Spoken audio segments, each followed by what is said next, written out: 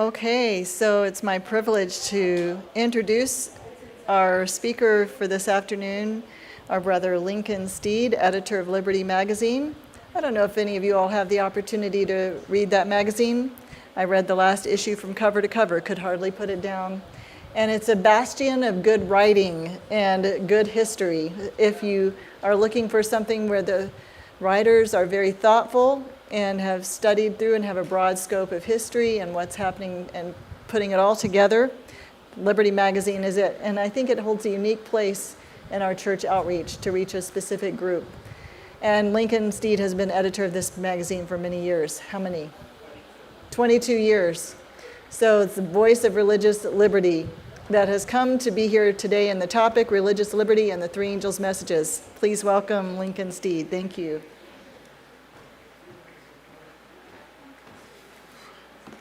Well, I have good news and bad news, depends who you are, but for me, good news. I'm in the process of retiring. 22 years is going to be it for me. But Liberty Magazine goes back to 1906, and then with a short break before that with the Sentinel, back to A.T. Jones's era in the 1880s. About 10 years ago, when I was thinking not so much what to do with excess funds for Liberty Magazine, which we've never had, but we used to have some significant resources because, you know, praise the Lord, our religious liberty work is one of the best funded aspects of at least publishing outreach. I don't know if you are up on any of the numbers of our periodicals, and remember Ellen White over and over again said that our publishing work was to disseminate material like the leaves of autumn, like bands of light around the world, you know, incredible imagery. And she said further, which I take very much to heart, that our publishing work is the last to close. And we've had signs of the times. Of course, we started with the Advent Herald and the Review and Herald, but Signs of the Times has been what most of our members think of as our main outreach avenue. And I can remember when I went to Pacific Press in 1985, I had several jobs, but ended up being book editor. But when I first went there, they had just combined These Times and Signs of the Times, and at that point they'd both declined to about 500,000 circulation. When they combined them, it was one magazine of 500,000. But that was then. Today, Signs is down around 50,000. Liberty Magazine is about 100, it depends. It's dropped a bit with the closure of the Review, but it's somewhere between 150 and about 170,000 every issue, which by default makes it our largest outreach journal, largest distribution. And it's targeted directly to thought leaders. And my wife even has called me on it. She says, "We're thought leaders." You know, that's demeaning.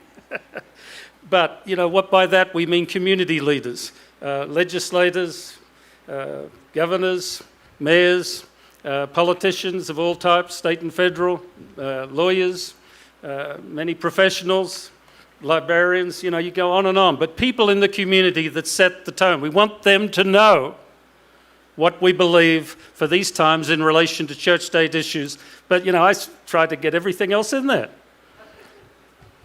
When I thought back about those monies and what to do with them about 10 years ago, something came to mind, and I don't know how many of you have ever seen the White Estate have a rather thick, well, it's bound, but not a professionally printed collection of Ellen White comments on church-state relations. It's typewriter style, and they're all bundled together and bound. And I thought that this needed to be disseminated more widely. So with Liberty monies, we reformatted it and reprinted it with a nicer cover. Those of you that like Harry Anderson would recognize that. We clipped the picture to cut off the 50s style cars, and it's still a relevant picture. Within that, there's something I want to start off by reading. But first of all, I want to read what I hadn't myself read for over a decade. When we pulled this together, I put a little statement on the back. And I think it sets the tone for what I need to share with you this afternoon. I wrote there that religious liberty has always been an integral part of the history, theology, and prophetic awareness of Seventh-day Adventists. cast out of their former churches, and then harassed by blue laws, Adventists saw themselves in the continuum of the faithful through the ages, quote, contending for the faith. Ellen G. White wrote much on religious liberty and always gave it the big picture treatment. I hope you see the present truth, in quotes, for our time in this collection from her pen.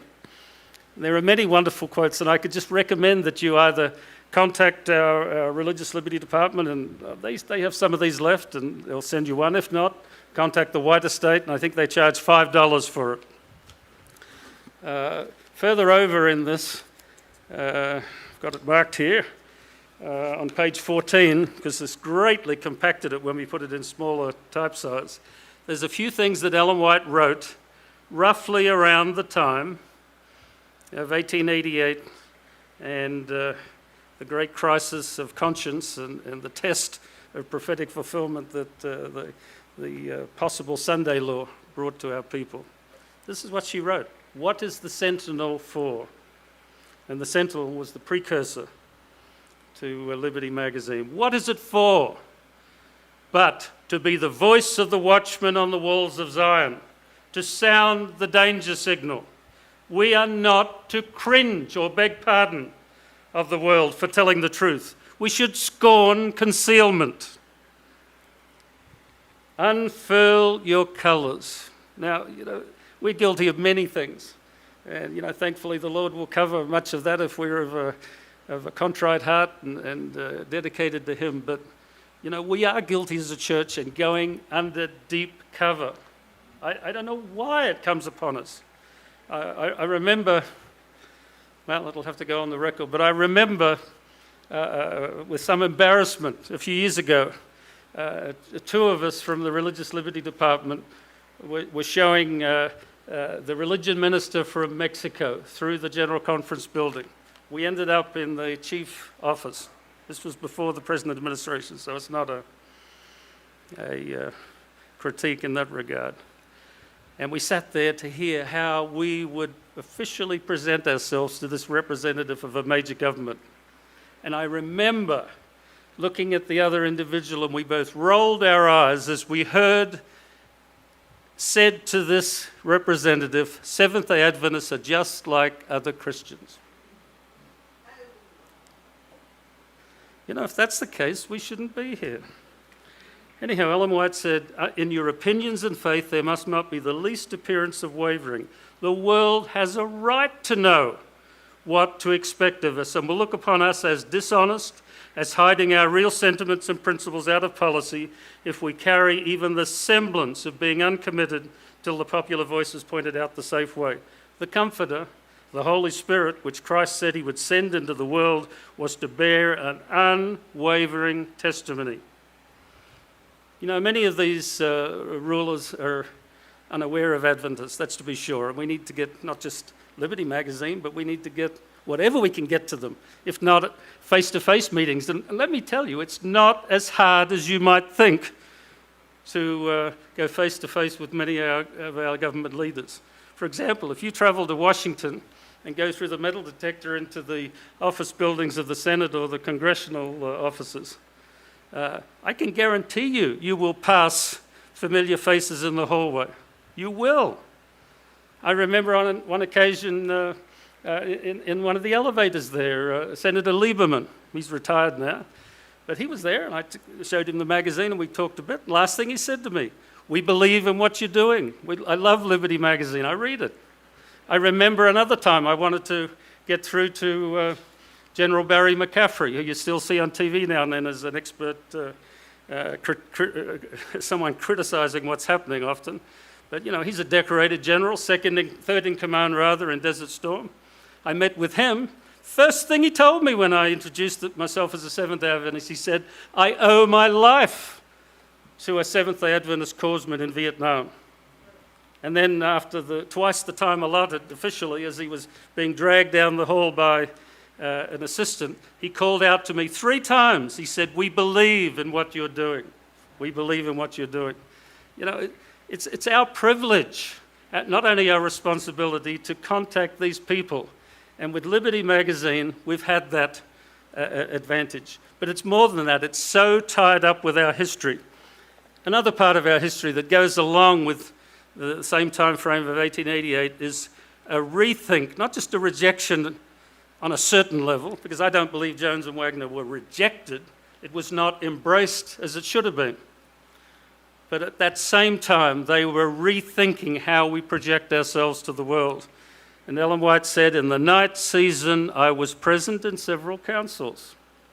And there I heard words repeated by influential men to the effect that if the American Sentinel would drop the word Seventh-day Adventist from its columns and would say nothing about the Sabbath, the great men of the world would patronize it and it would become popular and do a larger work." This looked very pleasing. And I can tell you, I've been in the same meetings. The tendency is not gone. There are some who are embarrassed by what we have. They want to go deep cover, just talk legalese, talk legal principles, when at the end of the day, that's fine, and if it leads toward the truth, but we've got to strike home with what we believe. And she said, the men could not see why we could not affiliate with unbelievers and non-professors to make the American Sentinel a great success. I saw their countenances brighten, and they began to work on a policy plan to make the Sentinel a popular success. This is the first in a succession of wrong steps, she said. The principles which have been advocated, and I'm reading this now for this reason, the principles which have been advocated in the American Sentinel are the very sum and substance of the advocacy of the Sabbath. And when men begin to talk of changing these principles, they are doing a work which does not belong to them to do. Like Uzzah, they are attempting to steady the ark which belongs to God and is under his special supervision. Said my guide to those in these councils, who of the men among you have felt the burden of the cause from the first and have accepted responsibilities under trying circumstances? Who has carried the burden of the work during the years of its existence? Who has practiced self-denial and self-sacrifice? The Lord made a place for his staunch servants whose voices have been heard in warning. He carried forward his work before any of you put your hands to it. And that's where we are. We follow on from the others. And I've got to tell you, after 22 years of editing Liberty Magazine, in my mind, it's still Roland Hegsted's magazine. And I'm sure he felt similarly for those that went before him. And of course, you can carry it back to A.T. Jones. You can carry it back, as we did a few years ago, remembering the Reformation, to the Reformers. You can carry it back to the very first prophetic voices that stirred those that were living on from Eden. And he says, Ellen White wrote here, in the American Sentinel, and again, this is why I'm sharing it, in the American Sentinel has been published the truth for this time. Take heed what you do, except the Lord build the house. They labor in vain that build it. You know, the story of 1888 is central to our religious liberty work, and of course, very important to this group to review and to analyse. But it wouldn't have happened, none of it would have happened, but for changes in this country, an upwelling of an always resident wish by Christians in this country to take control of the country, fulfill its manifest destiny. You know, there's a tangled sort of an understanding by many Christians in America that this is a Christian nation, not true in the structural sense. There's a tangled sense that Adventists, I think, understand more clearly than most about God's leading in this nation. Yes, he's led. We see signs of his leading. But no country, not even God's special people in the promised land, are assured of God's leading if they go otherwise than the way he calls them. So this is not blessed regardless of what it does. If it lives in a godly manner, this country will be blessed. But it's not sort of, God's a new Israel planted here to do whatever they decide, even if it's in contrary to God's will. But so there was an upwelling of this in 1888, and the result was the Blair Sunday Bill. And, I can presume that you're more informed than most, but I can tell you, most Adventists have never actually read the bill. And many of them, when they think of Sunday laws, they think of blue laws, which still exist in about 20 of the states. They're just not applied. In fact, I think it's the Achilles heel of the Western legal system. You know, the state and federal legislators and even some of the local councils, they're meeting all the time and passing laws, and they go into the books, and you go into a law library and there's a wall of this stuff. And after a while, it's common law. Doesn't go away, it sets precedent and it establishes norms. So even though you and I are not criticised or penalised anymore for breaking the Sunday blue laws, they exist, they can be brought forward anytime. Not too long ago I was in Bismarck, North Dakota for some meetings, and on the Sunday before my plane left I wanted to go to Walmart. And Walmart's open on any holiday, right? So I go to Walmart, big sign on the door. Blue law, we are not open on Sundays. Always closed. So it's invoked there. The blue laws exist. But let me just read you the first long paragraph of the Blair Sunday bill, so you'll see the nature of it. And I think after reading this, you'll see that, our scandalised reaction to what was going on in Afghanistan with the Taliban before the invasion after 9/11 is probably a little misplaced, because it's possible anywhere. This is what it said. It's called the Sunday Rest Bill. It's a bill to secure to the people the enjoyment of the first day of the week, commonly known as the Lord's Day, by the way, which is a rather sinister approach to approve of it. You know, rather than argue from the Bible whether it's the seventh day or the sixth day, the Lord's Day. Because we're willing to accept the Lord's Day, according to John, as Sunday. You know, the day of the resurrection, but it's not necessarily the Sabbath. Anyhow, on the Lord's Day, as a day of rest and to promote its observance as a day of religious worship, be it enacted by the Senate of the House of Representatives of the United States of America in Congress assembled, that no person or corporation or the agent, servant or employee of any person or corporation shall perform or authorize to be performed any secular work, labour or business to the disturbance of others, works of necessity, mercy and humanity accepted, nor shall any person engage in any play, game or amusement or recreation. Remember, Ellen White says you can go for a walk in the woods on Sunday when the laws come.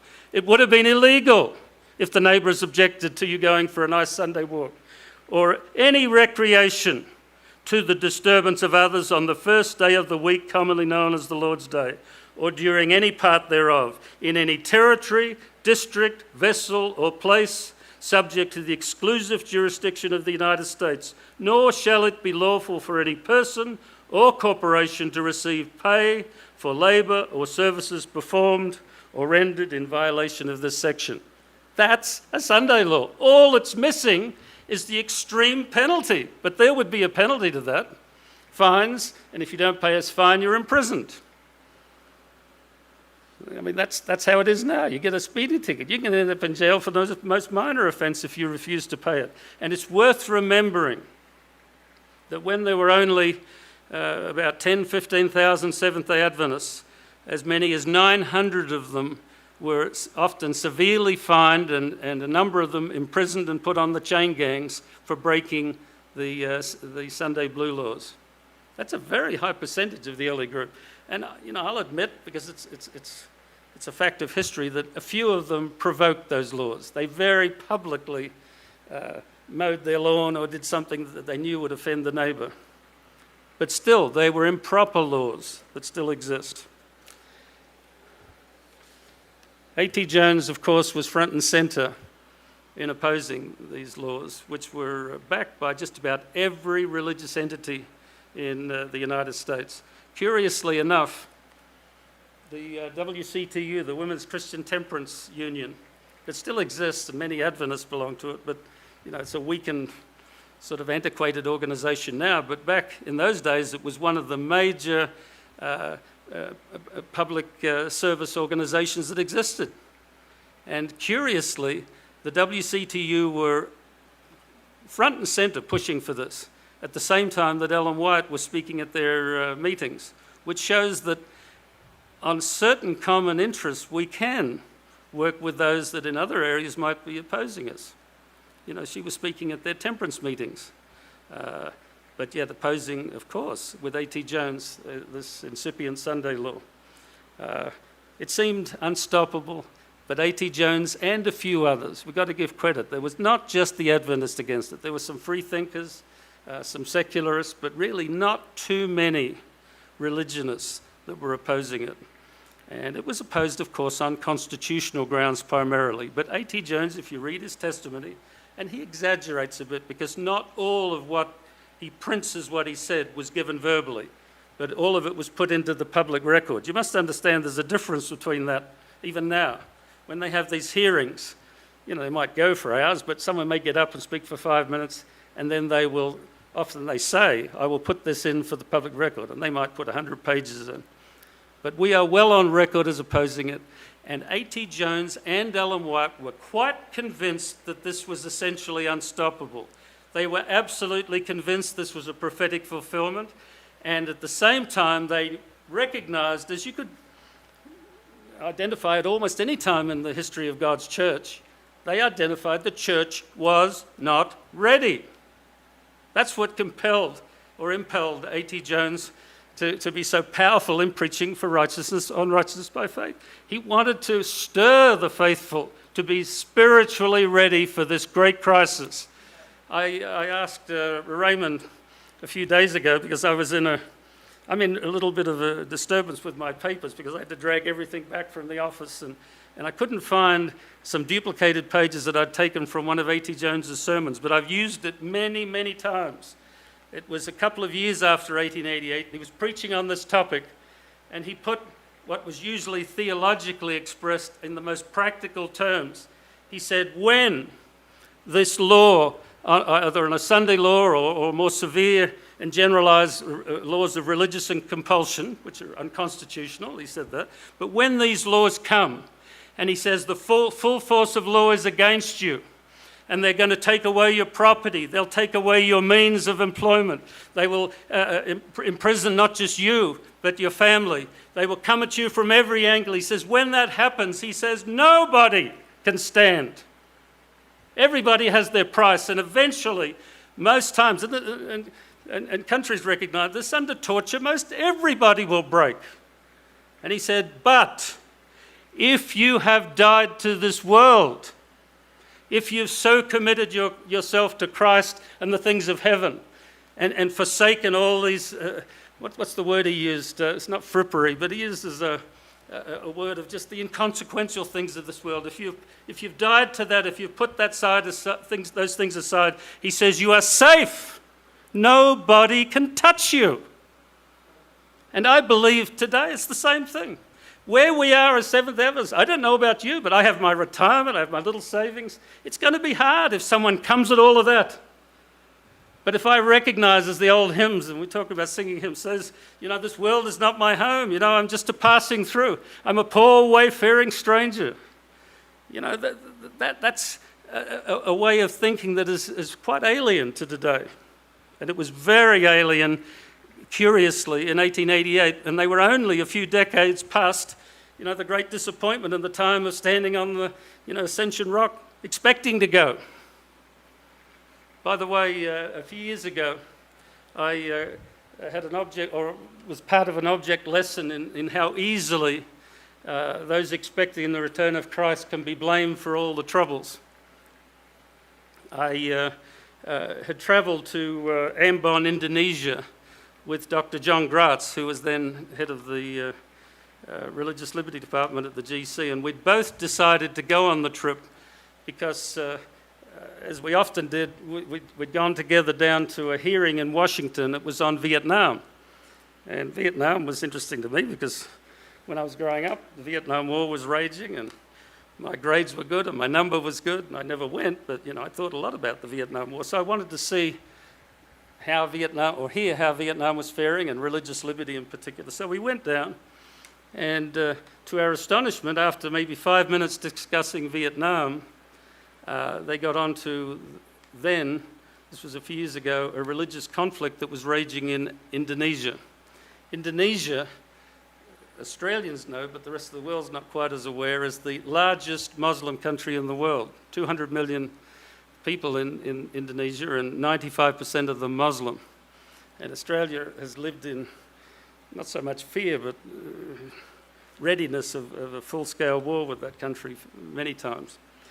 And we heard to our surprise that this overwhelmingly Muslim country, and this it started just a little before 9/11, that this overwhelmingly Muslim country actually had some pockets of Christianity, and in the province of Maluku, far to the east, and the capital city of Ambon, by the way, it's near where the Battle of Coral Sea was fought, beautiful tropical paradise, and Ambon's a city of about 300,000 people. In that area, it was mostly Christian. And so we heard evidence that Al-Qaeda decided to foment unrest there, as they had been doing in many countries of the world. And it was successful because on a pretext, a fight between a taxi driver and his fare, violence broke out. And almost instantly, gangs of Christians and Muslims formed up in the middle of the city with knives, machetes, guns, and any weapon they can get hold of. And we ended up going there, so I'm not just telling you this from the hearings. And thousands of people in the middle of town, Muslims and Christians, and the Christians were crying out, "Everybody ought to know who Jesus is." And the Muslims were yelling, "Allah Akbar," and they clashed, and many people died, and the fighting had continued until we visited, way after the hearings that we attended. Thousands of people were killed. At first, the Christian police gave their weapons to the Christians. Then the national military were called in, and they were overwhelmingly Muslim, and they gave their weapons to the Muslims. So it was a full-scale civil war. We decided to go check on it, and it was under martial law at the time, and tourists and journalists were not allowed, but somehow we were allowed in. They promised us a police escort or a military escort. We never had it, and I never felt threatened, to be honest. But I've never seen such desperate destruction. Maybe a third to a half of every structure destroyed and burned. And that was villages out on the way to the city. In the city itself, office buildings burned and abandoned. The government assembly room burned and abandoned.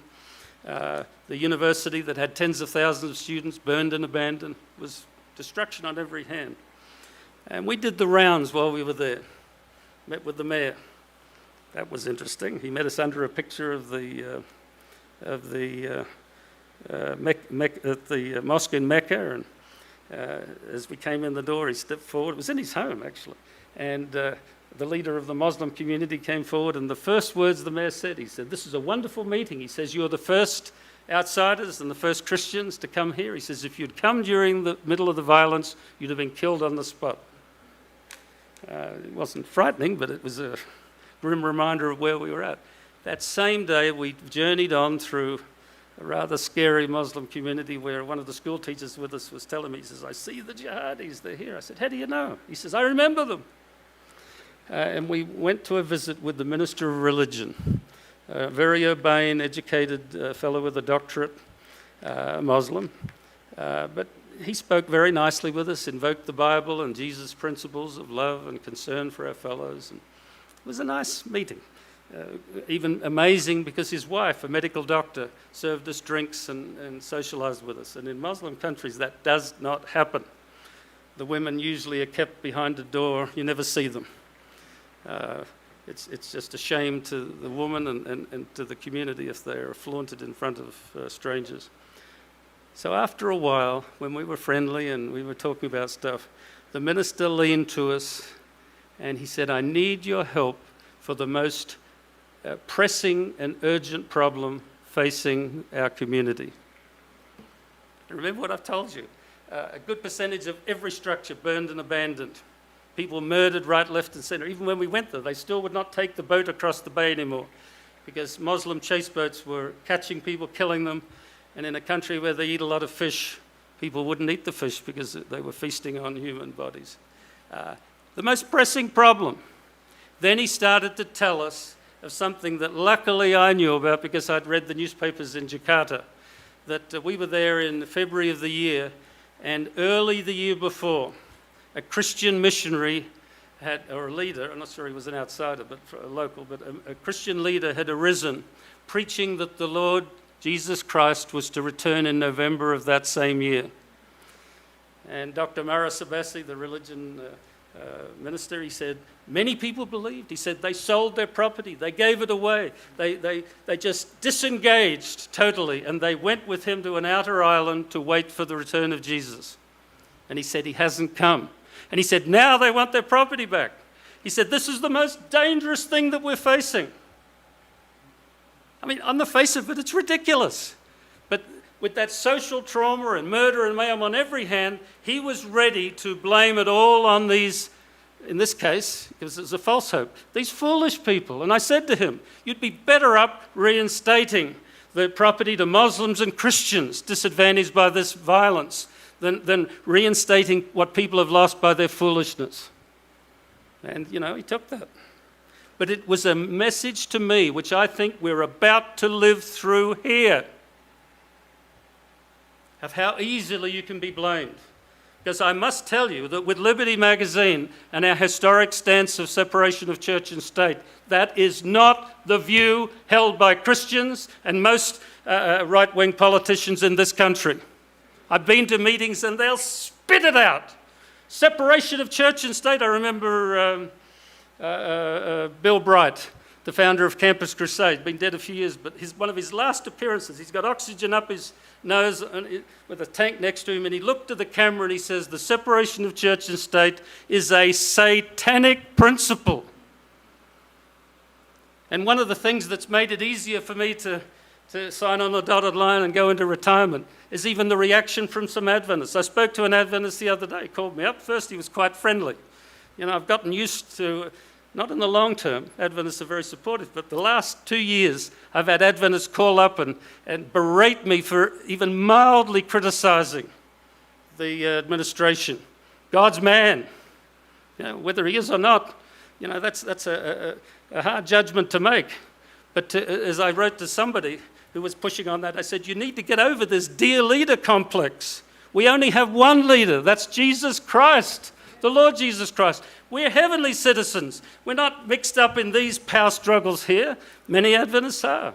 And this Adventist called me up and he had a question on one article, and at first I thought he was against this article because it was an opinion piece from an Adventist that was trying to invoke principles in the Old Testament for self-defense. As a balance, we'd put it in because people had criticised us having an article that spoke of taking away weapons. I mean, not so much taking away, but, it was anti-weapons. And I thought that he was against that. And I said, I'm a pacifist. I don't believe in weapons. Jesus said, you take up the sword, you die by the sword. And he says, oh no. He says, I think the state has a responsibility by law to force you to godliness, to force you to obey God's word. And we went on, and in the end I had to say, thank you, bye. There was no end to it, just digging in. And remember what Ellen White says, it is many of those among us that will be our worst enemies. They will be forcing the issue. And I don't know how it came about, but a good percentage of Anglo members in North America are hard, right-wing, arm of the law, forced obedience, people who would have signed on the bottom line for a national Sunday law and will when it comes. This is a dangerous time.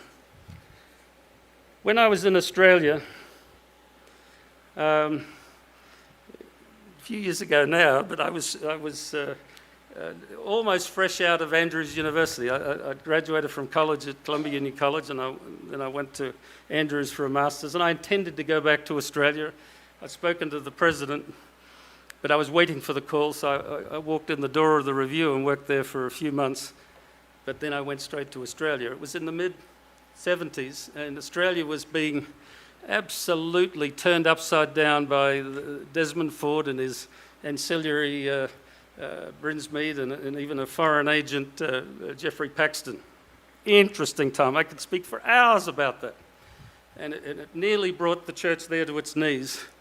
But part of the reason it did was that the leadership backed Ford. They didn't seem to understand the poison chalice that they were passing around.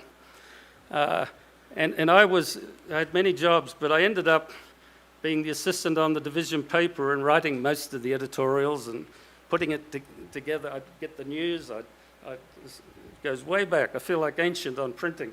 You know, it was movable type even back then. You know, I had to count the characters on the lines, and I would do the page where it was paper that you'd scratch off. You'd put ink where the type was supposed to be and scratch off the end. You'd put a little plastic sheet down where the picture was. I had to size them and so on. I did the whole magazine from beginning to end.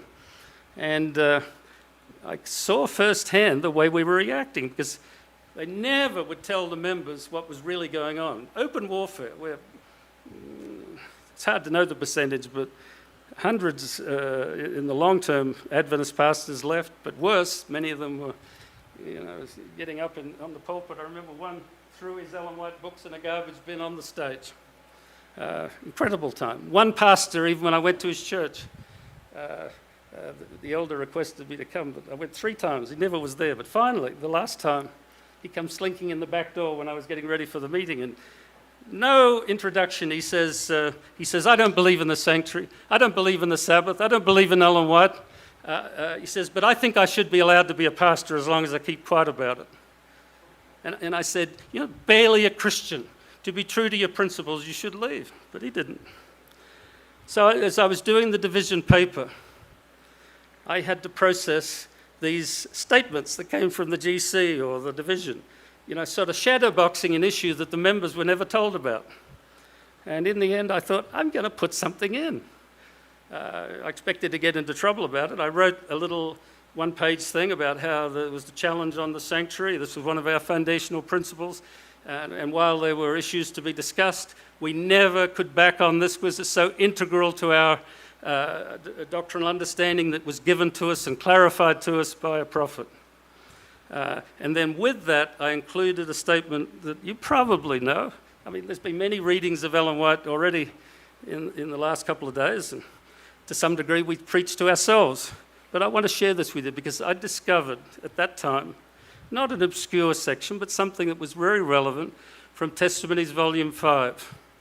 Ellen White wrote under the title of The Testimony Slighted in 1882, just before, obviously, 1888, something about the state of the church then. Now, her husband had just died, which made her personally uneasy. Fights were breaking out among the members for leadership and doctrinal reasons. And so she wrote this testimony to the church at Battle Creek, which was really the main body of believers. And she said this. I'm not going to read all of it, but I'll read several paragraphs.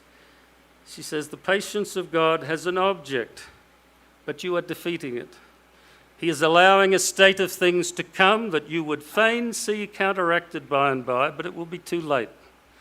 God commanded Elijah to anoint the cruel and deceitful Hazael, king over Syria, that he might be a scourge to idolatrous Israel. Who knows whether God will not give you up to the deceptions you love? Who knows but that the preachers who are faithful, firm and true may be the last who shall offer the gospel of peace to our unthankful churches?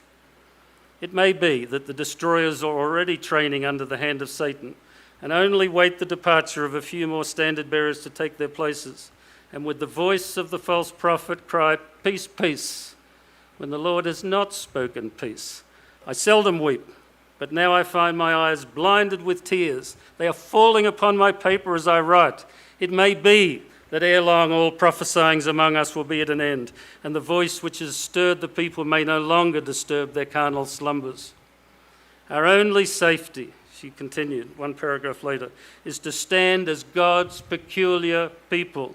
We must not yield 1 inch to the customs and fashions of this degenerate age, but stand in moral independence, making no compromise with its corruptions and idolatrous practices. It will require courage and independence to rise above the religious standard of the Christian world. They do not follow the Saviour's example of self-denial. They make no sacrifice. They are constantly seeking to evade the cross which Christ declares to be the token of discipleship. And then she says, if all of those who come together for meetings of edification and prayer could be regarded as true worshippers, then we might hope, though much would still remain to be done for us. But it is vain to deceive ourselves. Things are far from being what the appearance would indicate. From a distant view, much may appear beautiful, which upon close examination will be found full of deformities. The prevailing spirit of our time is that of infidelity and apostasy, a spirit of pretended illumination because of a knowledge of the truth, but in reality of the blindest presumption. There is a spirit of opposition to the plain word of God and to the testimony of his Spirit. There is a spirit of idolatrous exaltation of mere human reason above the revealed wisdom of God. And she says, if all that appears to be divine life was such in reality, if all who profess to present the truth to the world were preaching for the truth and not against it, and if they were men of God guided by his Spirit, then might we see something cheering amid the prevailing moral darkness. But the spirit of Antichrist is prevailing to such an extent as never before.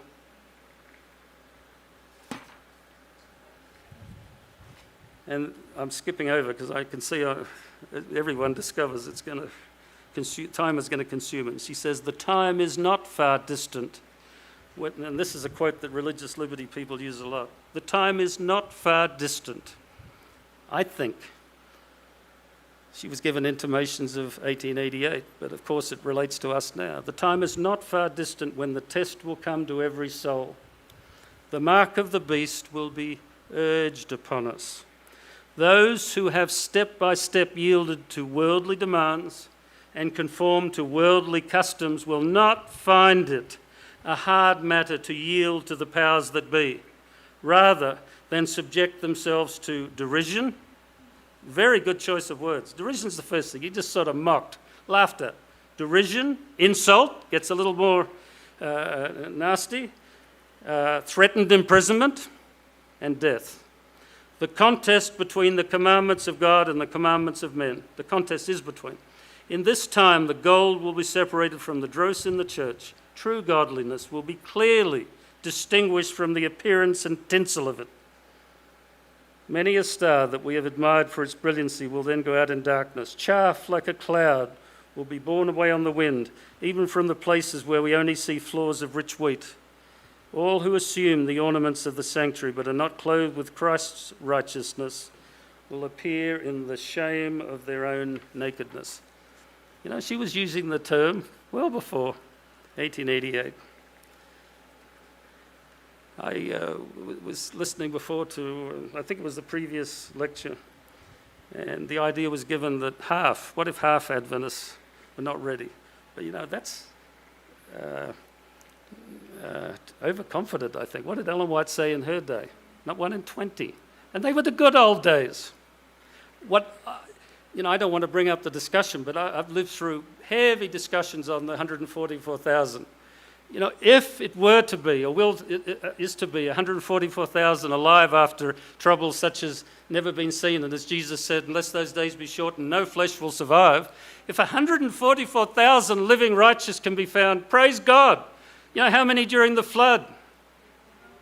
1 in 20, I think that'd be great. I can remember a few years ago, our membership is going up quickly. And I did some division, and it came out to 150,000 at that point. You know, we're way beyond that now. But again, you know, we have to think clearly about this. There's signs as you travel the world, particularly, the non-Western world particularly, you see God's Spirit moving. People are coming in droves. God will have to decide, but it's very obvious that in many places we baptize people willy-nilly, you know, on a simple profession, and they've not even, I've met them, they've never heard the name of Ellen White, for example, or the message that she gives to our church. You know, what security is that in a time of crisis that they'll stay the course? These are difficult times, and numbers are not to be relied upon. Remember the plagues that came on Israel because David thought to number Israel. One of the worst things to do. And I grew up, in the church, and I've been to a few GCs, and Whether we'll have another one, I'm not sure. They shut it down so easy. But there was always a chart of the world, the countries, entered and unentered, as though when we check off the countries, the Lord will come. That's missing. Probably your neighbour hasn't heard. There's not going to be any magical moment when everybody knows. Even as we sit here and I stand here, dozens of people have died without a knowledge. That should be our compulsion, to lighten the earth with the knowledge of Christ and his soon coming. But in spite of Ellen White's description, I'm reminded as I read the Bible, it's been worse. I've taken a sermon in the past from 2 Kings chapter 22, where it talks there about Josiah, little King Josiah. Remember, he was put in office as 8 years old, and when he was come of age, the high priest Hilkiah says, I found the book of the law. In other words, I found the Bible. It's hidden away and brought it forth. It was sort of a rare thing, as the Bible says, speaking elsewhere in the time of Judges. The word of the law was rare in those days. And they read it to the king, and he was disturbed and rent his clothes. And then it's very interesting as he worked with the prophetess, which is interesting, Huldah. It's interesting to read there, because I don't want to read the whole thing. I don't want to give the singular sermon on this. But it's interesting to read what the king did with the word of the Lord at hand and a sense of reform. It says the king commanded, I will read parts of these verses from verse 4 of chapter 23. It says, the king commanded Hilkiah the high priest and the keepers of the threshold to bring out of the temple all the vessels made for Baal. They're in the temple. The nearest I can come to that, and in Australia I preached a sermon on it. I've had a few in this country and big debates with Adventist servicemen.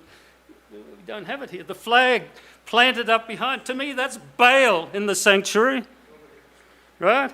And it says they brought out of the temple the vessels of Baal out of the temple, the Asherah and all the host of heaven, and he burned them outside Jerusalem, and he deposed the idolatrous priests whom the kings of Judah had ordained to burn incense in the high places, incense to Baal, to the sun, and to the moon, and to the constellation, and all the host of the heavens. And he brought out the Asherah from the house of the Lord to the brook Kidron, and burned it there, and beat it to dust, and put it on the graves of the common people. I don't know why that, because it was shaming them, because maybe they were worshippers of Baal. And he broke down the houses of the male cult prostitutes. This is in Israel, among God's people, which were in the house of the Lord, where the women wove hangings for the Asherah. And he brought all the priests out of the city of Judah and defiled the high places where the priests had burned incense, from Geba to Beersheba. And he broke down the high places of the gates that were at the entrance of the city of Joshua, to the governor of the city. And he defiled the Topheth, which is in the valley of the sons of Hinnom, where that no one might burn his son or his daughter as an offering to Moloch. And he removed the horses that the kings of Judah had dedicated to the sun at the entrance to the house of the Lord. And he burned the chariots of the sun with fire, and the altars of the roof of the upper chamber of Ahaz, which the kings of Judah had made, and the altars which Manasseh had made in the two courts of the house of the Lord, he pulled down and broke in pieces, and cast the dust of them into the brook Kidron. And the king defiled the high places that were east of Jerusalem, to the south of the Mount of Corruption, which Solomon, the king of kings of Israel, had built for Ashtoreth, the abomination of the Sidonians, and for Chemosh, the abomination of Moab, and for Milcom, the abomination of the Ammonites. And he broke in pieces the pillars and cut down the Asherim. This is among God's people. Some of them were clearly worshipping correctly. So, Ellen White was weeping over her manuscript, but yet there's no limit to how far people can degenerate even in the name of the Lord. And then as now, we need a revival. I'm sure of it. And then as now, and I've been saying it for a number of years, and it's imminent now, this country is about to turn on every principle that founded it. And if you doubt that, go back and look at a few clips of things that happened in the last 6 months and listen to some of what the politicians were saying. They don't care what the Constitution says. They want their view to be in power. They don't care about the separation of church and state. Just last week, I heard I'm sure it was a Republican legislator in Washington, in a hearing where she was being challenged on their restriction of voting policies. They're cutting the hours on Sunday in certain areas. And one of the interlocutors said, surely you know that black churches have a get-out-the-vote effort on Sundays where they have buses and bus people to the voting stations. And she says, they shouldn't be voting. This is the day of the Lord. This is the day that we need to protect by law. It was the same talk as back in 1888. I could give you much evidence. There are many legislators who believe this is their moment to use the power of the state to re-sanctify corrupt people. Because you don't have to be a religionist particularly to know our society is in free fall. I tried to write about it in Liberty once. You know, the whole discussion about gay rights and gay marriage has short-circuited what should be the deepest discussion in the civil society. This is changing everything. It will change inheritance laws. It will change health administration. It will change disease patterns, obviously. Already adoption issues there, and social security, you name it. The entire fabric of society is threatened, not least of all the birth rate. And many thinkers are already troubled that Western countries are in population decline. Russia, seriously. And the US is playing out, which most of you don't remember, and I only know it from reading the books, but the eugenics controversy is with us again because there's a swapping of populations. Like Europe will be non-European within 20 years. That will not go without something akin to the French Revolution. A few years ago in Liberty, I reprinted, and my friend Clifford Goldstein and I would talk a lot, and he would mock me and say, I know that's a lazy thing to reprint, which it is on a certain level. But with Liberty, I wanted to pull things from select moments in our church history to emphasize a point or to show that an issue's come up again. And in the Protestant magazine, which I admit I didn't even know existed until a few years ago. Protestant magazine for some years was printed alongside Liberty magazine. It was a very definitive Protestant take on our theology. In that, they printed an article about Rome's aims on America. And here's just two of the quotes mostly it was just quotes from current events or current issues. And in the Roman Catholic missionary magazine in 1910, they wrote this. They said, it seems to me that the main support of Protestantism comes from the United States and England, which I believe was true, is still true. And if you think about it, there's very little discussion, but that is the subtext on why Brexit took place. It says, if we put an end to this effort in England and the United States by making nations predominantly Catholic, we will have removed the chief obstacle to the conversion of the whole world to the true faith. A vigorous effort in the United States at this time will reduce the opposition to an insignificant condition. In the course of another century, the Protestant sects will be the study for the historian and the antiquarian, along with Arianism. Interesting. I mean, we're a little beyond that century.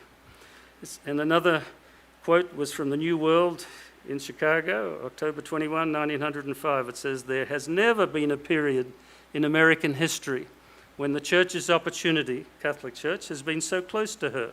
To a great extent, the ancient antagonisms have died. Protestantism is disintegrating before our eyes.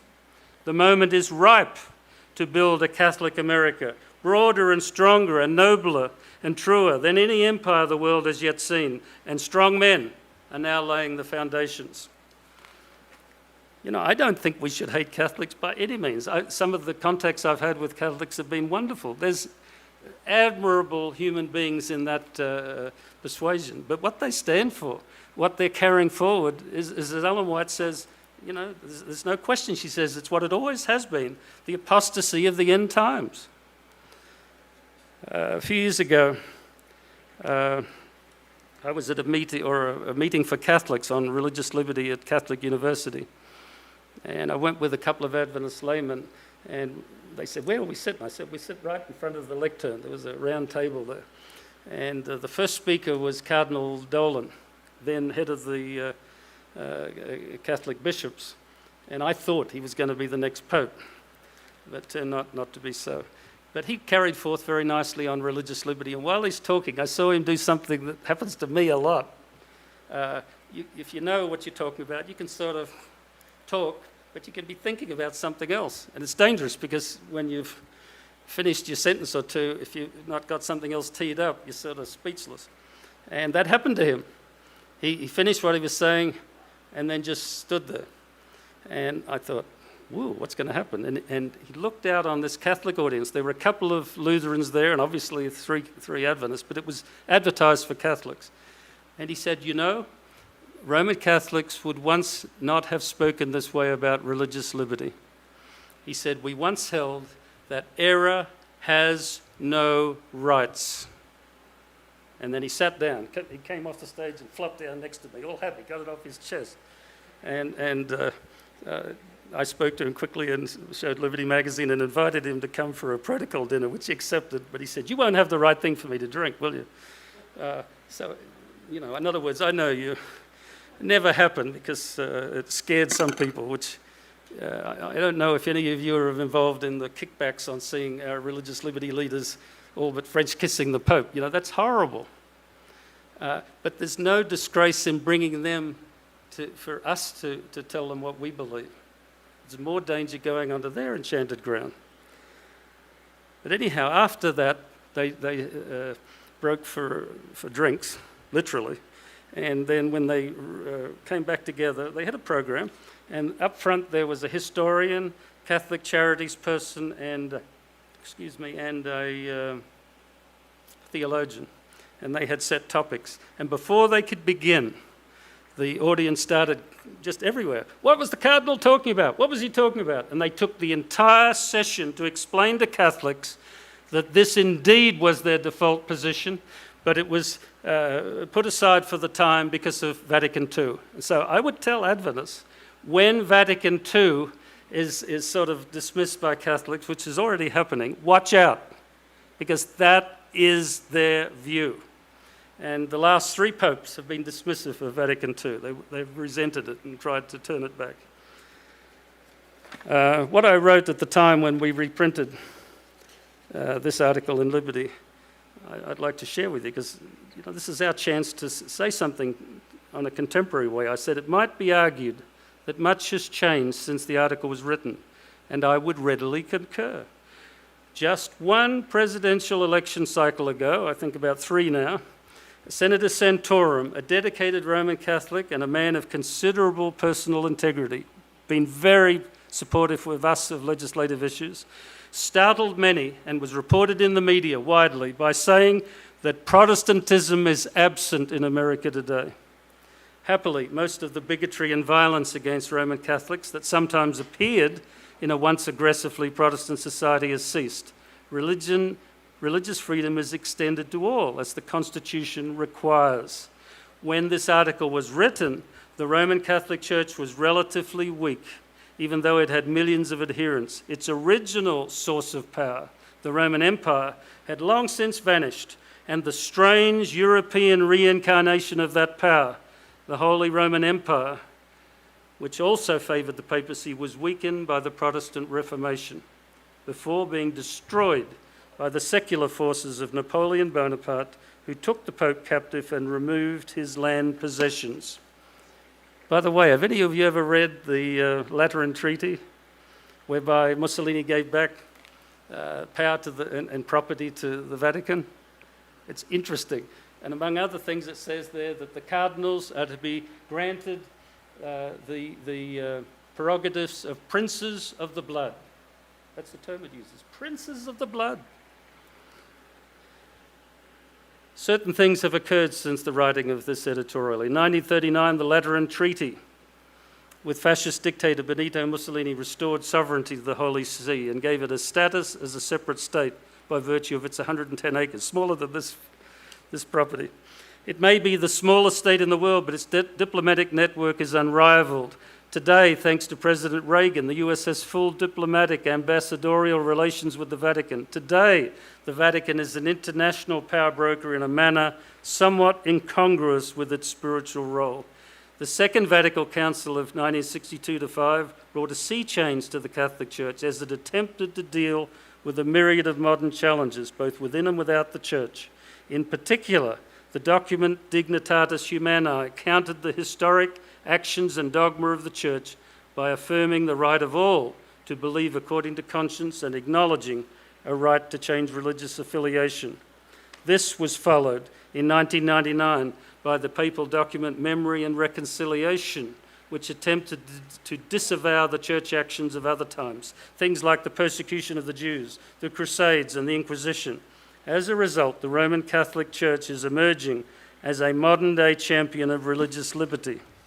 But history cannot be so easily disregarded as the world wonders at the newfound prestige of an old entity.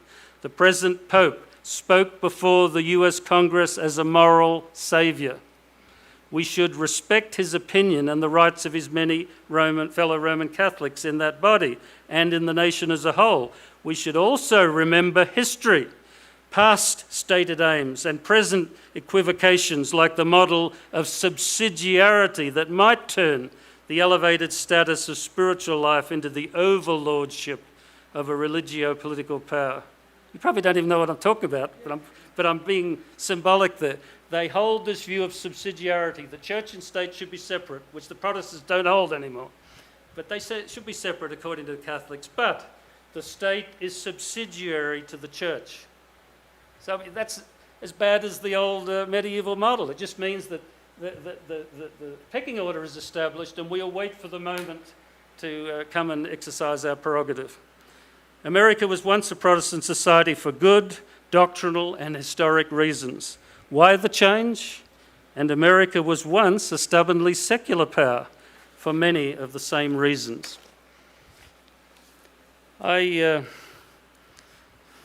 don't know what I should or shouldn't say, but it's not that I fear for my reputation or my job, but there's proprietary interest. But I should tell you that I've been personally shaken by the lack of church response to some recent developments. And when the Pope spoke before Congress, to me that was a massive moment, both for the country as a whole and from the point of faith. Never before has a religious leader spoken to the Joint Congress. Never. Only a few leaders. There was Lafayette, Winston Churchill, I think 3 times, Netanyahu.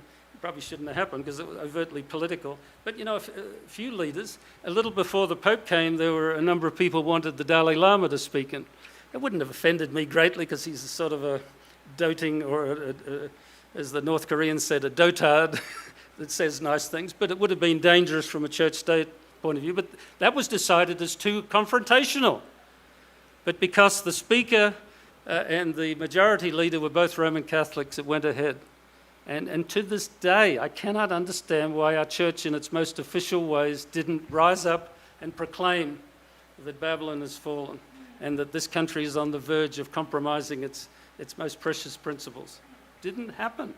I was there that day with the 3 ABN people, although I wasn't with them, but we both got in together.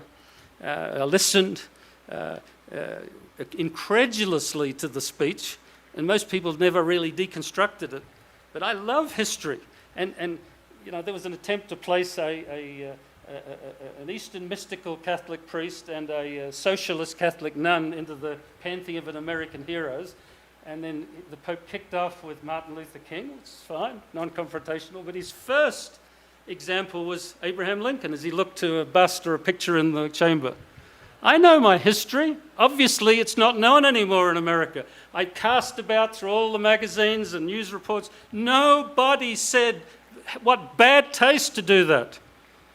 Do you remember how Abraham Lincoln was killed?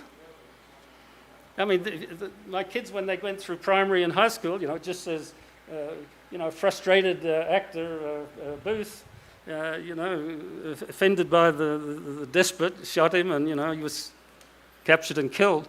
And some Adventists might know chick publications and all that fantastical stuff, which may or may not be true, but go to history. You can go and see a Matthew Brady photograph of the first hanging of a woman in this country, where 6 of the 11 conspirators were hung days after the event. It was well known There were 11 Roman Catholics, including Jesuit priests, in a conspiracy to destroy the government, not just to kill Abraham Lincoln. That same night, another conspirator stabbed and left for dead the Secretary of State. He survived. Another was tasked to kill the Vice President. He missed his appointment. Another was to kill General Grant. He missed his appointment. If they'd all succeeded, it would have been a decapitated government. The only Southern agent of the group was Mary Surratt, the innkeeper's wife, the innkeeper rather. Her brother was a Southern agent. He was out of town during the attempt, which again tells me it wasn't really a Southern plot. And so he immediately headed off for Canada, where he was sheltered by Jesuit priests, and made his way to Rome and joined the Pope's bodyguard. You couldn't make this stuff up if you tried.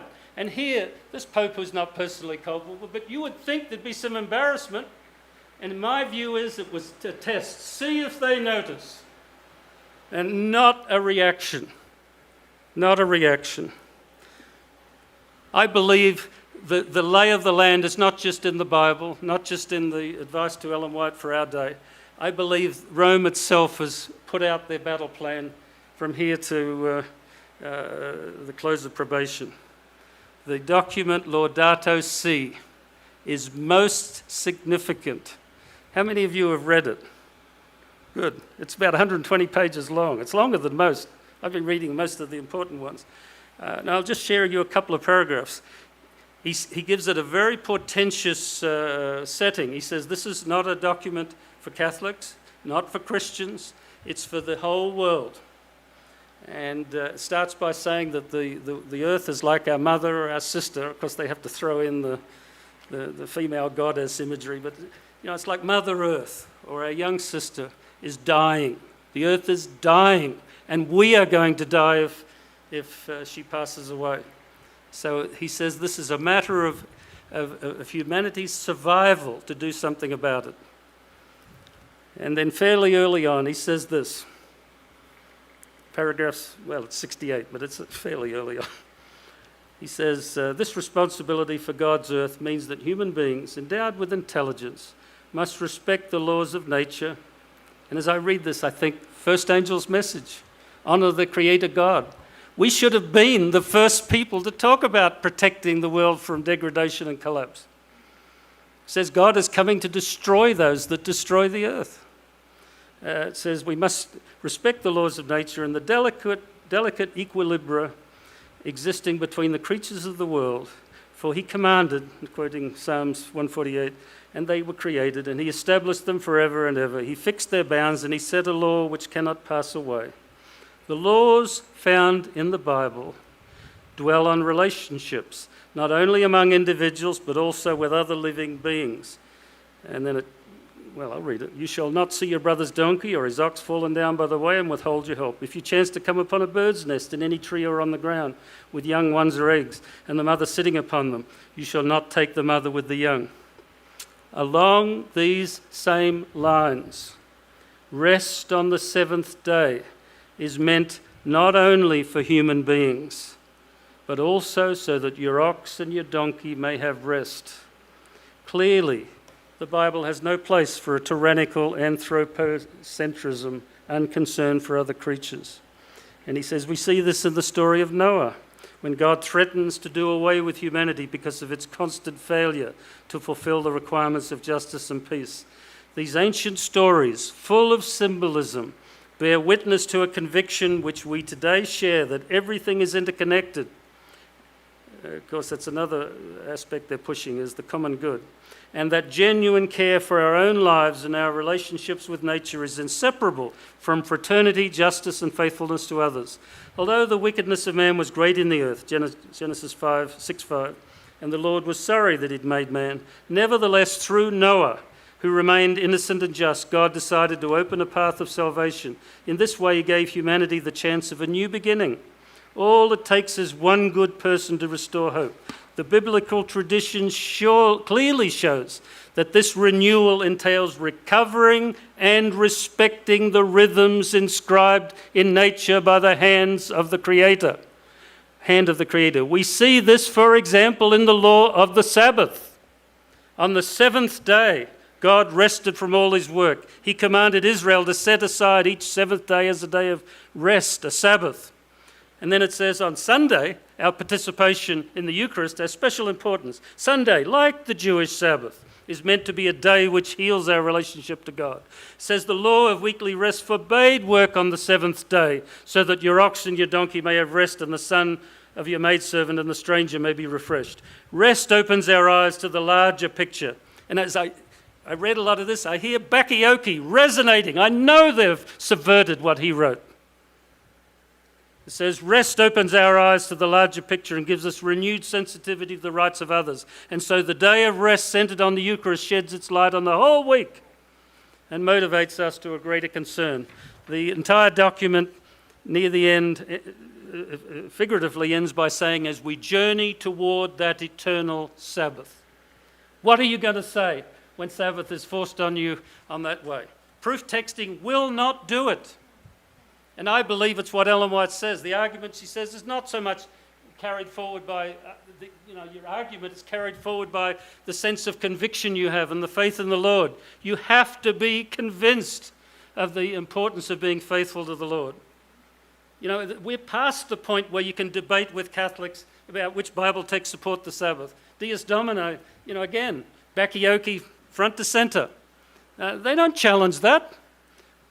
It was encapsulated in a little statement in Dies Domini. It said, while the early Christians had no direct commands from their Lord to change the day, they felt they had the authority.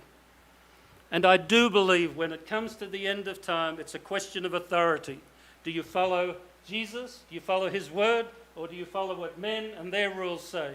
Even if it's the man of sin sitting in the throne, or the president invoking all of the cherished promised nation and manifest destiny and all you have it, or the good of the people and so on. Doesn't matter. We need to set our faces like flint to be faithful no matter what happens. And that's back to A.T. Jones. That will only happen when you just cut adrift from all these fanciful ideas about this country or another country. In some ways people were blessed to be in communist the Union of Socialist Republics, because it was a pretty easy for most people thing to discern that this was not anything close to God's principle. But here many people still think God's somehow going to redeem this nation, on a certain level, like Nineveh, and I've tried to write on it. If at this late point there was a turning toward God, I believe the evil day would be put off. But like Ellen White, I believe that it's sort of clear that the die is cast and we're moving toward that final confrontation that will result in an absolute test of conscience. In great controversy, and you know this, these are old sores almost of Adventism. Ellen White says, in accidents and calamities by sea and by land, in great conflagrations. I think of the fires over west at the moment. The buildings falling. Even in Australia, I saw that they're evacuating people from high rises. Last time I was down there, I stayed on the 45th floor of about an 80-story building on the beach, on sand. I'm not so sure now that one day some of those will just come on down like the 9/11 collapse. She says, in fierce tornadoes and terrific hailstorms and tempests, floods, cyclones, tidal waves and earthquakes, in every place and in 1,000 forms, Satan is exercising his power. He sweeps away the ripening harvest, and famine and distress follow. He imparts to the air a deadly taint. COVID meets that. And thousands perish by the pestilence. These visitations are to become more and more frequent and disastrous. Destruction will be upon both man and beast. The earth mourneth and fadeth away. The haughty people do languish. The earth also is defiled under the inhabitants thereof, because they have transgressed the law, changed the ordinance, broken the everlasting covenant. And as you know, it goes on saying that Satan will say that we've provoked God's displeasure. Already we've had the Jerry Falwells, and because he's gone, and a few others saying, 9/11 was caused by, the rights to gays and so on. But when in this current string of calamities will it become serious? I think we're on the verge of it, when these right-wing, mostly politicians who don't seem to respect the Constitution or anything, wanting to force us all into, their abominable form of worship. That most of the televangelists are right up there with Kardashian and other role models. It's horrible where faith has come, but there's a readiness to apply it to law. For years, I've been sharing a testimony of Ellen White's that is sort of echoed in many published books, but the original story, or the one that I quote, is not published. It's in manuscript releases, which is sort of published but not printed. It's just facsimile. And on 9/11, when I remember my friend Clifford Goldstein come bounding into my office in the morning. He says, "Turn on the TV." And I had a TV in my office. He says, "There's a plane just hit one of the Twin Towers." And so I switched it on, and while we were watching, we saw the second plane hit. And I remember, like many people, we were saying, are they going to fall? And I said, I don't think so. I remember seeing newsreels, as they used to call them, of a 4-engine bomber during World War II hit the Empire State. It made a bit of a mess, but the building didn't seem in any danger. So I was surprised when it came down. And so immediately I told him, I said, I remember reading in Ellen White where she speaks about something that seems to fit this to a T. And it stuck in my mind because I found a misprint, which is sort of like the Sinner's Bible. There was a Bible once printed that made it took out a negative, I think, and it sort of encouraged you towards sin. So we don't think of misprints, but I was certain it was because it was grammatically incomplete. And so Cliff says, "You need to go to the White Estate, go to the White Estate." So I went to them, and their immediate reaction, they came back, "No, that's the way it's printed." And I said, "But it can't be. It's grammatically improper." So they went away and checked on the original writings of Ellen White, a handwritten version. And I remember, now I'm bad on names. Anyhow, the associate came back to me and he said, "You're right. It was printed as expression, and what she actually wrote was explosion." And this is what, do I have it? If I have it, I'll read it to you. If not, I'll do it from memory. No, I don't have it here. What Ellen White says, she said she was in a room, not in her home, but she didn't know where. And this is why people didn't seem to notice it, because she spoke other places about being in New York and seeing buildings that couldn't be put out. And she said she awoke, and out of her window, she saw explosion after explosion. She heard explosion after explosion, not expression after expression. So we know there were two buildings, explosions. And then she saw flames jetting out like arrows. That's exactly. And then she says within a few minutes, the buildings were falling and the entire block of buildings fell. And on 9/11, 3 buildings fell, the entire block. And by the way, I'm not saying this has to be the fulfillment, but it really resonated with me. And then she said what came to her mind particularly was the mournful cries of the people as the buildings collapsed. And that's what sticks with me. I've got some videos of 9/11. The cry of despair by the crowd as the towers of complacency fell. And she said she from her raised position, she cried out and she said, "Lord, where am I and where is my family?" And she said it was a voice that answered, and it says, "Do not be afraid, it will not come near you." And to me, that's really the best promise we can take in these days. If we're on about God's business, and I wish with COVID our church leaders, felt free to travel. I've gotten into trouble for traveling. That's forbidden.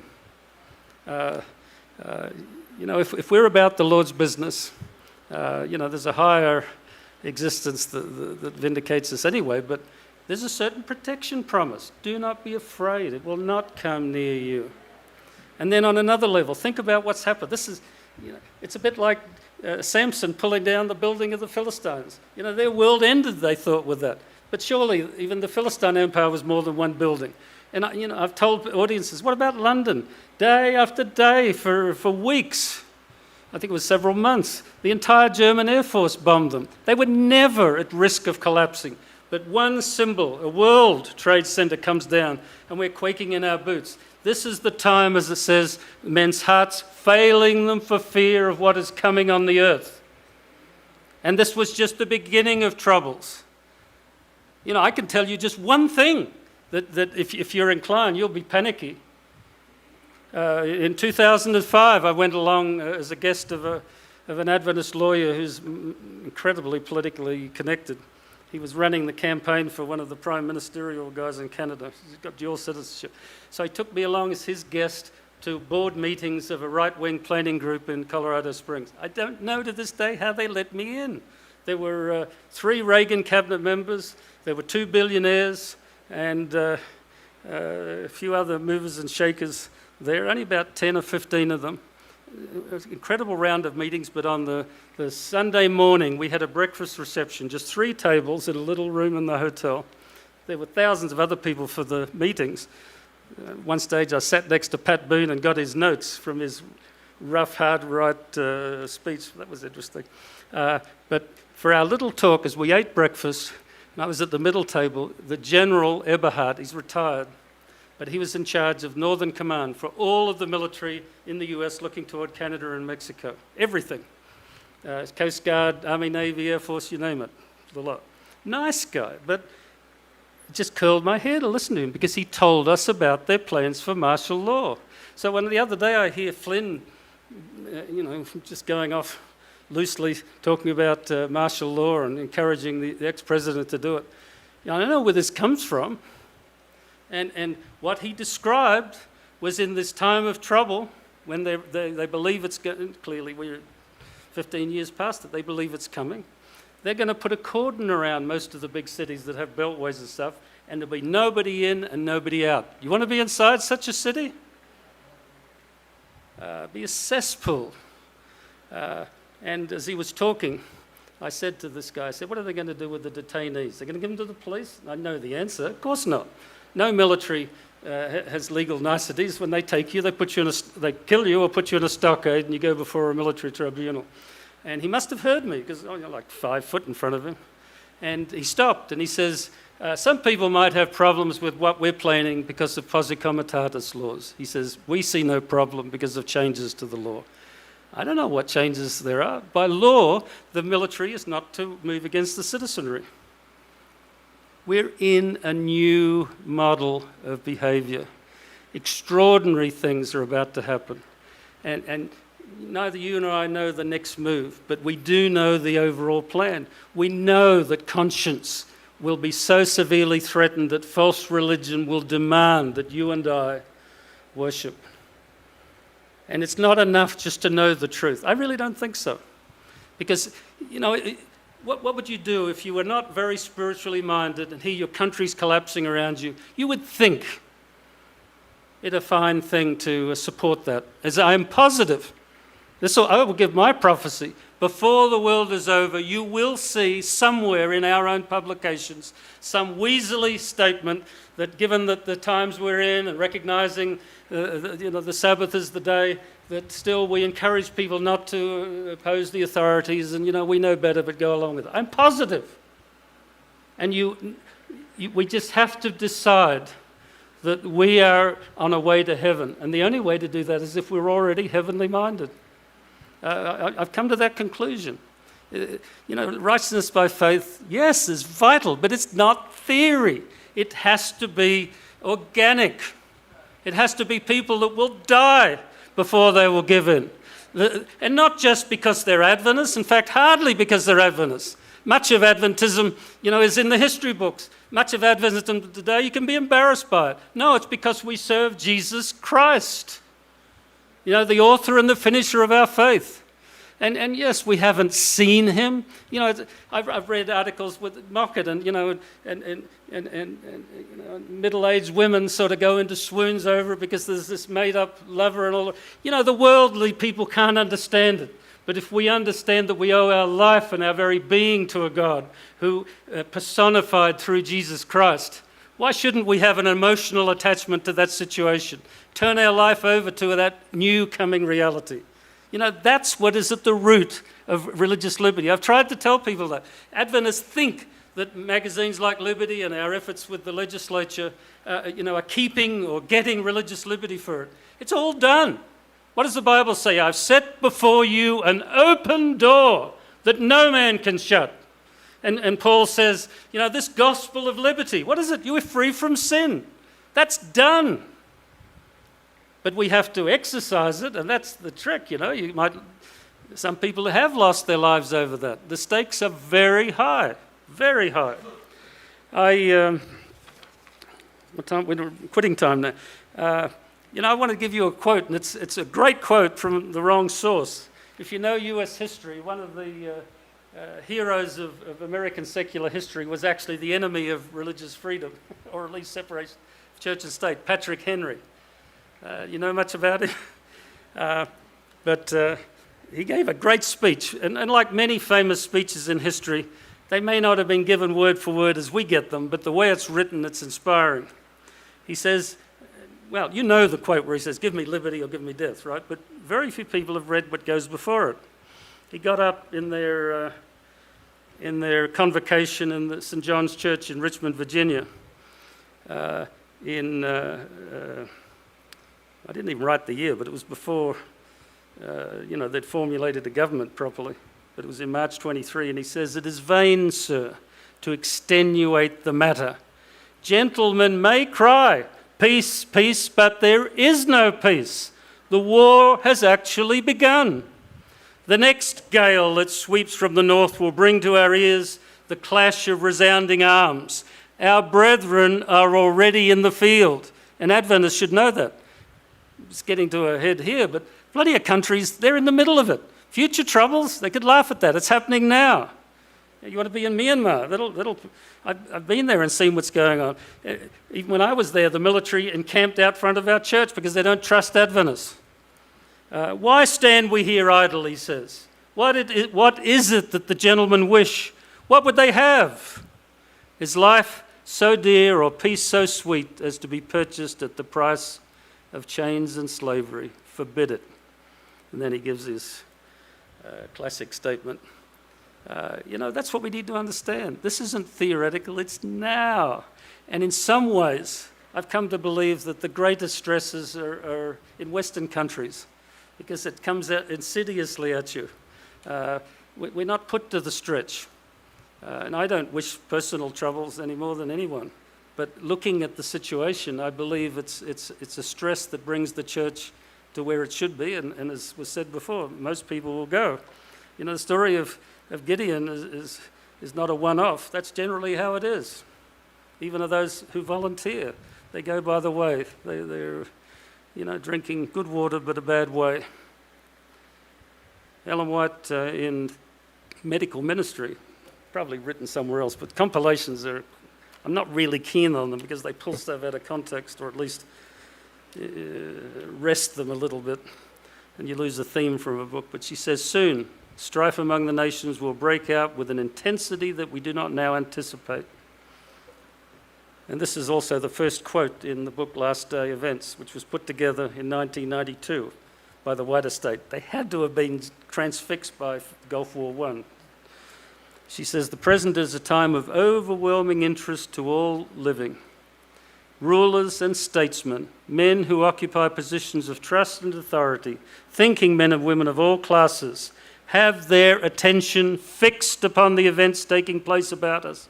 They are watching the strained, restless relations that exist among the nations. They observe the intensity that is taking possession of every earthly element, and they realize that something great and decisive is about to take place, that the world is on the verge of a stupendous crisis. God bless you as we enter into that crisis time. Oh, by the way, as I say, I'm in transition and I couldn't put my hand on everything I wanted, but I have 3 DVDs here of a video we put together. I read for the video a 7-part series that we had in Liberty on A.T. Jones and the whole story of 1888. Wow. And if you want more, I believe they have stock still at the NAD office in the PAL department. Wow. So if you contact them. Thank you. Wow. That kind of presentation deserves a response more than a simple amen. But thank you so much for that presentation. Makes me think of this verse in Revelation 19:10, worship God, for the testimony of Jesus is the spirit of prophecy. Thank you for reminding us what's ahead for us. And I think it would be well for us to spend some time in prayer, asking God, what would you have us to do in such a time as this? And do we keep this to ourselves or do we share it? And how would God have us to share it in the context of the most precious message of Jesus and his righteousness? Thank you so much. Father in heaven, we pray that you will give us wisdom and motivation to study and prepare for the times that have already begun, the last days. We thank you so much for the message we've just heard, and we pray for your blessing as we enter the Sabbath hours. In Jesus' name, amen.